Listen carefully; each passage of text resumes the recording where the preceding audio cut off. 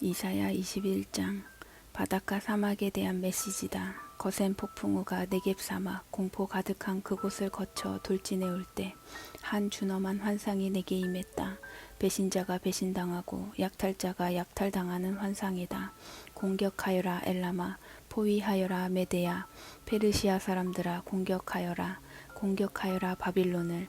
내가 모든 비탄과 신음을 끝장내리라. 이 소식으로 인해 나는 고통으로 몸을 구부렸다.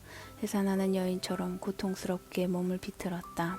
들리는 소리로 정신이 아득해지고 보이는 광경으로 맥이 탁 풀렸다. 어안이 벙벙해지고 공포에 사로잡힌 나. 느긋한 저녁 시간을 바랐건만 다가온 것은 악몽이었다.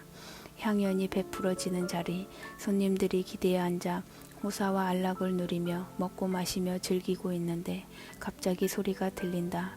제후들아 무기를 들어라. 전투가 벌어졌다. 주께서 내게 말씀하셨다. 가서 파수꾼을 세워라. 그에게 관측한 것을 보고하게 하여라. 전투 대형을 갖춘 말과 마차들, 나귀와 낙타 행렬을 보거든 땅바닥에 귀를 대고 작은 속삭임 풍문 하나까지 귀담아 들으라고 말해두어라. 바로 그때 파수꾼이 소리쳤다.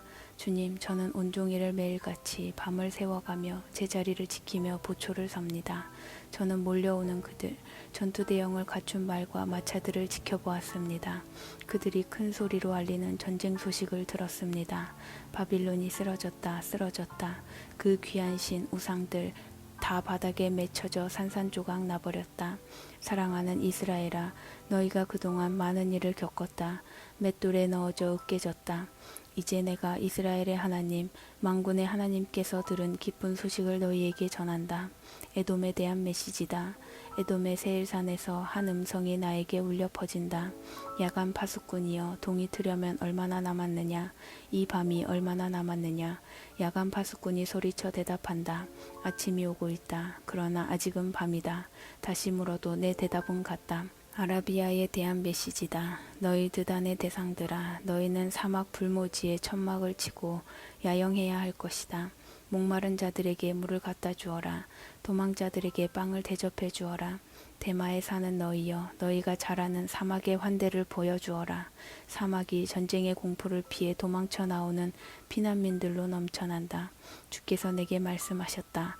기다려라. 1년 안에 내가 약정하노라. 사막의 불안당인 게달의 오만과 잔인함이 끝장날 것이다. 게달 불량배들 살아남을 자가 많지 않을 것이다. 이스라엘의 하나님의 말씀이다. 이사야 22장. 환상 골짜기에 대한 메시지다. 지금 무엇을 하고 있느냐? 이 시끄러운 파티 소리는 무엇이냐? 길거리에 환호소리, 박수소리 요란하고 성읍 전체가 축제로 들썩이는구나. 존경할 만한 용감한 군인, 자랑스러운 전쟁 영웅 하나 없는 너희다. 너희 지도자들은 모두 칼 한 번 휘두르지 못하고 붙잡힌 겁쟁이들이다. 너희는 싸움터에서 주랭랑치다 붙잡힌 겁쟁이들의 나라다. 그 소란 중에 내가 말했다. 나를 혼자 내버려 두어라. 홀로 슬피 울게 놔두어라. 다 잘 될 것이라는 말 내게는 하지 마라. 이 백성은 망할 것이다. 잘 되지 않을 것이다. 주 만군의 하나님께서 떼지어 몰려든 사람들로 요란해질 날이 이르게 하실 것이다. 환상 골짜기에서 서로 밀치며 우르르 도망치는 소리, 성벽 허물어뜨리는 소리, 산을 향해 공격을 외치고 아우성치는 소리로 요란할 날을 옛 원수들 엘람과 기르가 빈틈없이 무장하고 무기와 전차와 기병부대를 갖추고 쳐들어온다. 내 아름다운 골짜기들이 전쟁 소리로 이리저리 돌진하는 전차와 기병들 소리로 요란하다. 하나님께서 유다를 무방비 상태로 내버려 두셨다. 그날 너희는 방어진을 점검하고 숲 병기구의 무기들을 검열했다.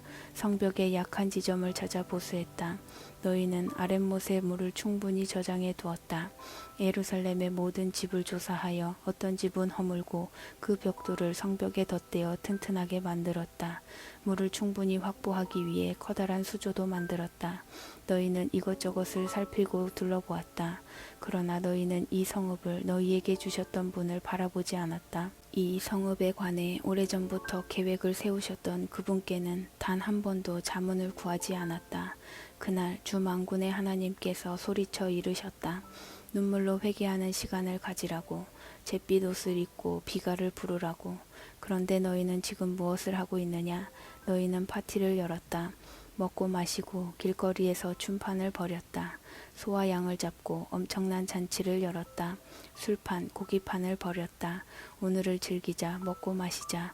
내일이면 죽을 테니. 만군의 하나님께서 내게 이 천박함에 대한 그분의 편결을 속삭여 일러주셨다. 너희는 죽는 날까지 이 악한 행위에 대한 대가를 치르게 될 것이다. 주 만군의 하나님의 말씀이다. 주 만군의 하나님께서 말씀하셨다. 오라, 궁중 업무 총책임자인 셈나에게 가서 이렇게 전하여라. 이것이 대체 무슨 짓이냐? 외부인에 지나지 않는 내가 마치 주인인 양 행세하고 있다. 보란듯이 제 무덤을 크고 화려하게 만들어 놓고는 거물처럼 굴고 있다. 하나님이 너를 덮쳐 가진 것을 다 빼앗고 너를 개들에게 던져버릴 것이다. 내 머리채를 잡아 공중에서 빙글빙글 돌렸다가 놓아버릴 것이다. 그러면 너는 공처럼 날아가 시야에서 사라지리라. 아무도 모르는 곳까지 날아가 떨어져서 거기서 죽을 것이다. 그동안 내가 내 무덤 속에 쌓아둔 것들도 다 사라질 것이다. 너는 내 주인의 집을 수치스럽게 했다. 너는 이제 해고다. 아, 속이 시원하다. 그날이 오면 나는 너 셈나를 교체할 것이다. hil기야의 아들인 내 종 엘리야김을 불러 그에게 내 의복을 입혀줄 것이다. 그에게 내 띠를 메어주고 내 권력을 넘겨줄 것이다. 그는 예루살렘과 유다 정권의 아버지 같은 지도자가 될 것이다. 나는 그에게 다윗 유산의 열쇠를 줄 것이다. 그가 장악하고서 어떤 문이라도 열고 어떤 문이라도 닫을 것이다. 단단한 벽 속에 못을 박아 넣듯 내가 그를 박아 넣을 것이다. 그는 다윗 전통을 굳게 지킬 것이다. 모두가 그에게 매달릴 것이다. 다윗 후손의 운명뿐 아니라 컵이나 나이프같이 그 집안의 세세한 것까지도 그를 의지하게 되리라. 만군의 하나님께서 말씀하신다. 그 다음에 그 못이 느슨해져 단단한 벽에서 떨어져 나올 날이 올 것이다. 그날에 못에 매달려 있던 것들 전부가 떨어져 부서질 것이다. 이것이 앞으로 일어날 일이다. 하나님의 말씀이다.